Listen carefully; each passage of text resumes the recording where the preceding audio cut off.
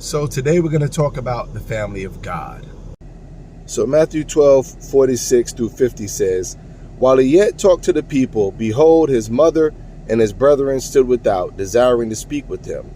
Then one said unto him, Behold, thy mother and thy brethren stand without, desiring to speak with thee.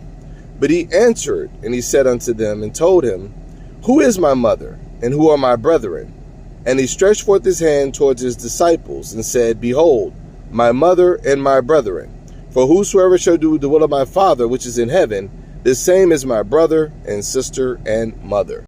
So a lot of times people make different remarks about, family, blood is thicker than water, things of that nature. But we find it interesting here in the scripture that when they told Jesus his mother and his brothers were outside wanting to talk to him, he asked them, "Who is my mother? Who is my brothers?" And he eventually pointed to his disciples, his followers, and said, "Behold, my mother, my brothers." And even down to the latter scripture, he says, "Sisters, brothers, and all."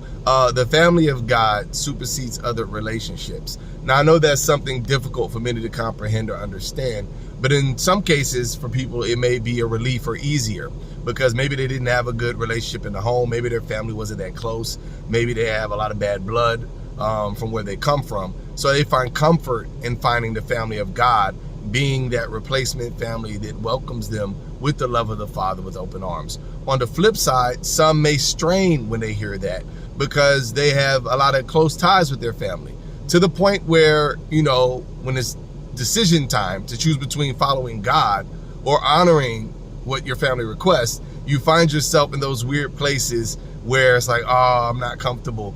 I want to encourage you today to take courage in the scripture.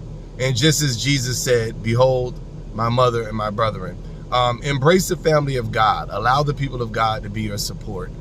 Be the church. Don't just complain and say, "Oh man, people aren't doing what they need to do." And these. Be the church that you want others to be.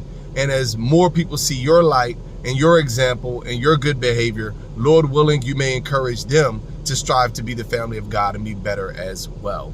I wanted to kind of share that with you guys. I'm going to be doing a full lesson. So if you want to go ahead and hit subscribe, I'm going to be talking about it on my channel, Truth versus Error, as well as other videos and biblical content. Thank you guys for watching. Have a blessed day.